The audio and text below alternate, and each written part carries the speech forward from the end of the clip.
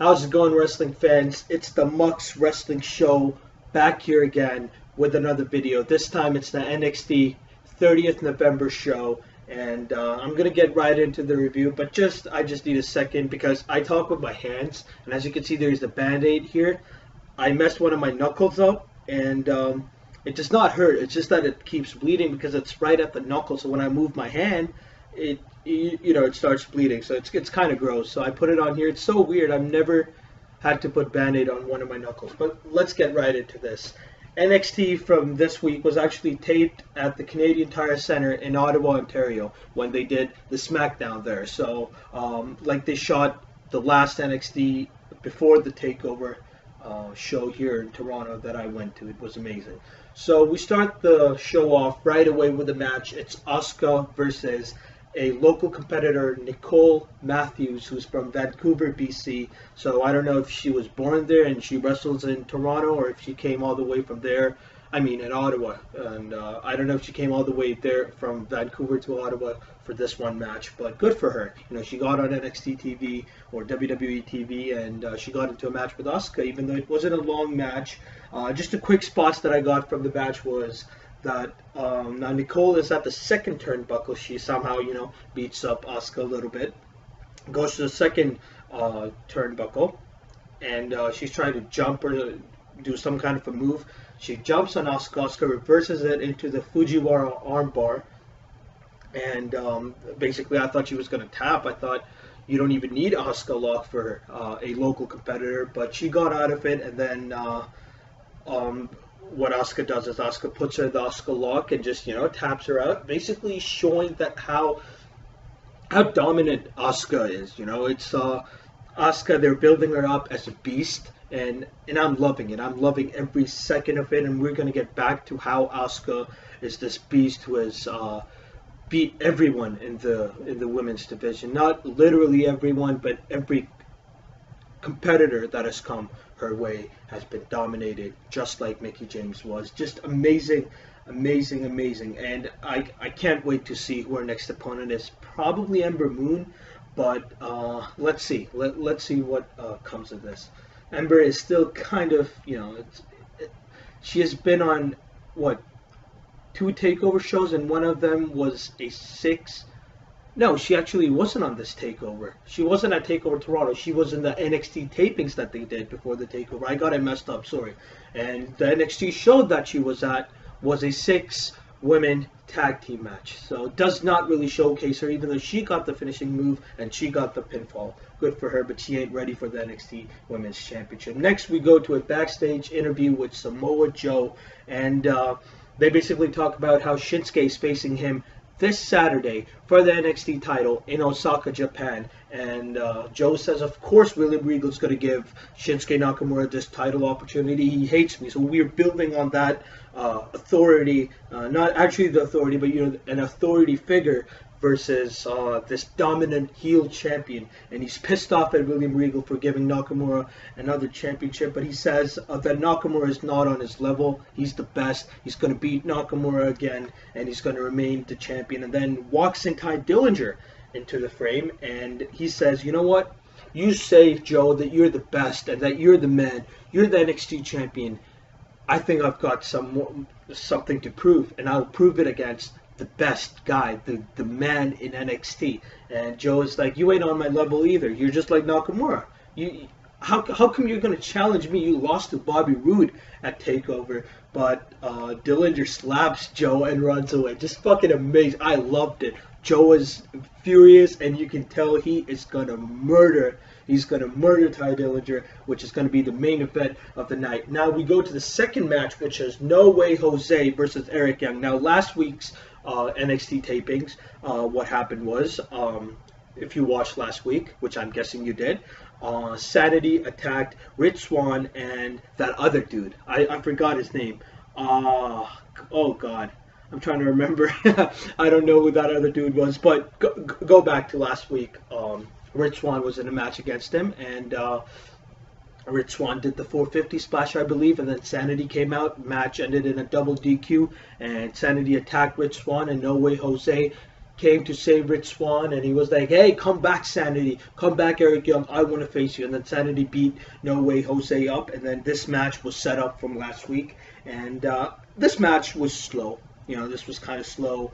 The crowd was in and out, but I liked Eric Young stuff, and I've been an Eric Young fan for a long time, since his goofy babyface gimmick in Team Canada that he did in TNA. Just I've been a huge fan of him since then, and he was amazing. I mean, as a heel, like some of his heel moves that I saw were the neck snap that he does, and I get it, it's just a neck snap, but like when a heel does it with that expression and the way Eric Young does it, it comes off like a dick move. Like, come on, you really got to do that? And that's the whole point.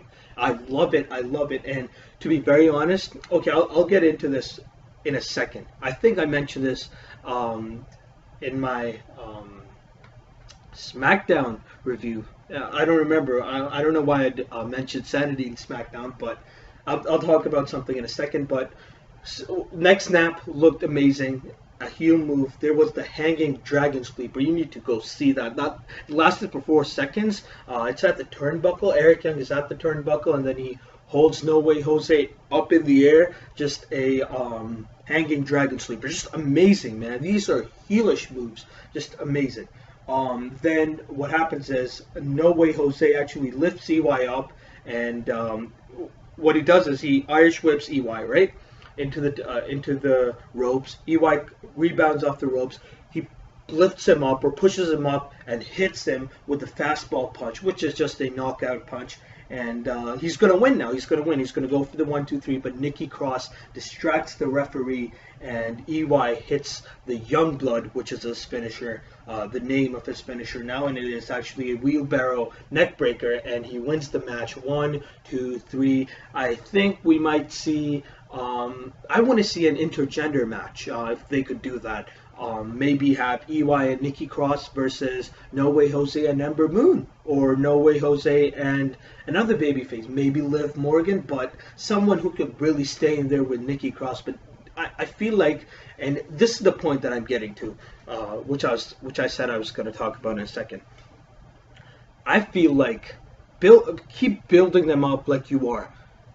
Once Bobby Roode becomes the NXT champion, once Nakamura and Joe are gone, Roode should become the champion as a face. And I'll tell you why, because he's already over with the crowd, and what they should do is they should build up Eric Young as this monster heel. Eric Young wins the NXT championship. Sanity, like the tag team, Sawyer Fulton and what's the other guy's name? Alexander Wolf. These two guys win the NXT tag titles. I don't know how you book that. Maybe you have, Authors of Pain beat DIY, and then Authors of Pain versus Sanity, heel versus heel. I don't know how that's going to work out, but Sanity should win the tag titles. EY, the leader of Sanity, should win the NXT title, and then Nikki Cross, who is believable as fuck. I think, have you seen her, how muscular she is? And she's a badass. She is one of the very few women or females that I've seen recently beating up men in the WWE. Have you seen that? You haven't seen that. I don't remember the last time I saw a woman beat up a man. I get it, it's in a group, like there's 3 other guys beating that dude up, but when Nikki Cross hits the drop kick from the top rope, or when she's beating the shit out of an opponent like she was beating up No Way Jose last week, I love it. They need to put the title on her, not right now, because even though she's good in the ring, she's not that good. And I don't know, if they're going to win the titles, Sanity, like all the titles in NXT, and if they're going to rule Sanity, build them up properly. Don't just give them the title straight away. I'm excited for this. Now we go to a backstage interview with Asuka, and Asuka basically says that, the interviewer asks her, you've changed. Some people say you've changed. She didn't shake hands with Mickey. She just raised her title. And Asuka said, you know what? I haven't changed. I'm the freaking champion. I'm going to fight. And I'm looking for competition, but there is no competition for me here, baby. And she's right. Right now, there is no one, but you can build up Ember Moon and Nikki Cross. One more thing in this interview. Asuka's English has improved so much. so much. She can talk properly. Her grammar's correct. Her it's kind of fluent now, and I'm glad she can do that. And it shows that not only is she working hard in the ring, she's putting up great matches, but she's doing great backstage when she's learning English. Good for her, man. Good for Asuka. I'm excited to see where this goes. Maybe longer promos in the future. Not anytime soon, though. I'd like to see Asuka. And I was reading this online when WWE.com posted this interview. Somebody had said down below, I think it was WWE.com or some other YouTuber on YouTube, just random copyrighted videos. But somebody had said, maybe make her the first Paul Heyman girl. That could very well happen because Paul Heyman can cut promos for her. He likes to have a beast. Guess what? Now you have a female beast. You have freaking Asuka. So that's brilliant. Now the main event, Samoa Joe versus Ty Dillinger. Now this was in the beginning a slow match. That's how all Joe matches are. They're slow in the beginning. Excuse me, I apologize. They're slow in the beginning, but then the action catches up, and then it's amazing. So it was slow, kind of mat based, but then there were a couple of drop kicks, a couple of flying moves. Nothing too high flying, but a good start to the match. There were randomly people started chanting NXT, whatever. The crowd was just hyped for SmackDown, I guess. But for most of the show, the crowd was dead. I was not expecting that from Ottawa, but it is what it is. I mean, here in Toronto, we were loud. We were super loud. Had so much fun. I had so much fun, man. So basically what happens is Dillinger tries to go for the tiebreaker. Now, the whole match, this is where I like how a match is built or how a match is produced, how it's put together. Joe is working on Ty Dillinger's knee the whole time. I believe it was a left knee. He's working on that knee the whole match. And now Dillinger is trying to pick Joe up, who's what, 280 pounds or more? I don't know. He's trying to pick him up for the tiebreaker, but he can't. He's struggling. You can see that. So Joe reverses that into a German suplex. Amazing. And I thought Ty was done, but what happens is Joe is actually trying to go for the German suplex, but Ty reverses and he rolls Joe up. So he doesn't hit the German suplex here, but he rolls him up, and I was like, okay, maybe Ty's going to get a fluke win. But no, that does not happen. Joe kicks out, and This Is Awesome chants. It was a good match, but really, This Is Awesome was just over the top. I think, it is what it is, right? But I don't know. They were just having fun. The crowd was having fun. I get it. And good for the two guys on the ring, Joe and Dillinger. Huge fans of them. Maybe you can build up Dillinger in a couple of months or 4 or 5 months to be in the NXT title picture. But Dillinger picks him up again. Dillinger picks Joe up again for the tiebreaker. But Joe gets off, and once he gets off, he kicks him or something. And Joe is just amazing. Now he kicks him. And then Dillinger runs towards him, and Joe hits him with like some move, like he's slamming him on the mat or something. And as he picks Dillinger up, I don't know how to physically show it to you. He picks Dillinger up. It's kind of like a rock bottom. He picks him up, and he's like, "Sit your ass down." Amazing. I was like, fucking Joe, man, I love you. That was amazing. Like the way he picked, like it was so clear. And then Tom Phillips, I believe, he mentioned it. He mentioned it. He said that Joe just told him to sit down, but he actually said, "Sit your ass down." Just brilliant. That is why I love NXT, man. Every single thing these guys do. Why does Joe walk like this? Why is Joe working on Dillinger's knee? Because Dillinger won't be able to pick him up for the tiebreaker. Why did he say this? Sit your ass down. He's a motherfucking thug. Just brilliant. I love NXT, man. I love watching their shows, and just so excited for next week, and actually excited for Saturday. It's the NXT Championship. But what he does is he power bombs Dillinger, and I'm like, okay, this is it. Legit, I thought this is it. Dillinger kicks out at 2, and This is brilliant. This is a quick sequence. And powerbomb, 1, 2, and then he kicks out, and then Joe puts him into a Boston Crab. And at first, the Boston Crab looked horrible, but then you could see, like, he is fucking bending Dillinger's back. I loved it. And now he hits the Boston Crab, right? Now Dillinger's getting out of the Boston Crab. Joe goes for the crossface. Amazing sequence. Loved it. And then from the crossface, Joe goes into the coquina clutch, or however you say this. Is it coquina or coquina? Or I don't know what that means. But he goes into the coquina clutch, and Dillinger passes out, and Dillinger did not tap. Again, everything that is done in NXT has a meaning. Why did he not tap? Yes, Samoa Joe looks strong like that. He almost killed his opponent, but on the other hand, he did not tap. He passed out, and the ref just called for the belt. Enough is enough. It shows that Dillinger is ready to fight. He brings the fight. He wants to give it his all. He's trying. He just cannot get the job done. And at the end, again, just like everybody thought at TakeOver that Dillinger was done, he was standing in the ring, looking at the crowd, people clapping for him, 10, 10, 10.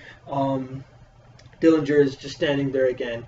And maybe this means he's going to the main roster. I hope the fuck not. I mean, he's ready for it, but they're going to just destroy fucking Kevin Dunn, fucking Vince McMahon, Stephanie McMahon. Holy shit, they're going to ruin this guy, man. They're going to make him a comedy character. But the video is 16 minutes, 30 seconds long. I'll just quickly give you my final thoughts and try to make this less than 20 minutes. So, again, what do you expect from NXT? A good show, right? This was a decent show. Once they're back at Full Sail, it's going to be exciting. This Saturday is going to be beautiful.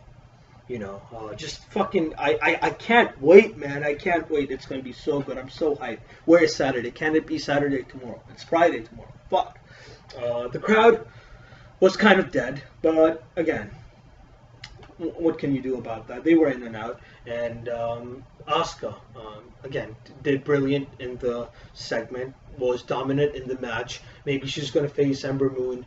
Maybe you keep Asuka face. You keep Asuka that, you know, that dick face. Like, you know, dick face. That sounds weird. But, like, you know, kind of a heelish face. Keep Asuka that, and then have her drop the title, in my books, to Nikki Cross, who's a heel. And then Nikki can drop it to Ember Moon in 6 months or whatever, however you're going to book it. Brilliant, and I love Sanity. Give him all the belts with time. Not right now, but give him all the belts at the same time. And I want to see a grand entrance at a TakeOver where they all come out with titles. Brilliant. And again, as I said, Saturday is going to be lit. Thank you so much for watching this. It was a quick episode, 3 matches again.